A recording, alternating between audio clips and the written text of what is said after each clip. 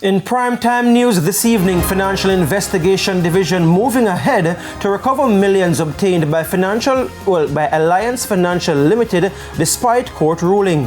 JUTC and unions reach truce. And what's behind the latest road crashes? The head of the traffic police weighs in. Good evening and welcome to primetime news. We're on air and online at onespotmedia.com. I'm Giovanni Dennis. A special welcome if you're watching on TVJ International in the Cayman Islands. And I'm Kelisha Williams with a preview of what's to come in the financial week. Here's Javon Keys. Well, Kelisha, it's been a carnival-like atmosphere for the last 2 or so weeks as Carnival in Jamaica has been in full gear. Of course, that culminates on Sunday, but guess what? They're expecting the highest earnings of about $5 billion from all of that this year. I'll have the details in the financial week. And Jordan Fort is also here with a preview of what's to come in sports. Jordan.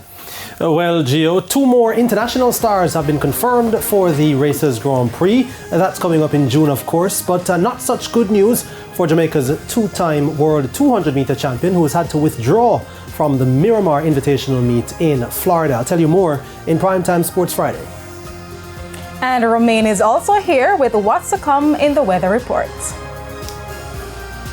Thanks, Kelisha. Now, the Met Office does expect some shower activity across sections of northern and southeastern parishes tomorrow, but we're expecting drier conditions afterward. There's also sports commentary and E-Prime in this newscast, but before the break, our feedback question. And this evening we're asking what more can be done to reduce the carnage on the nation's roads. You can share comments online, facebook.com/televisionjamaica and post on X at TVJ News Center. Please stay with us. Primetime News returns right after this break.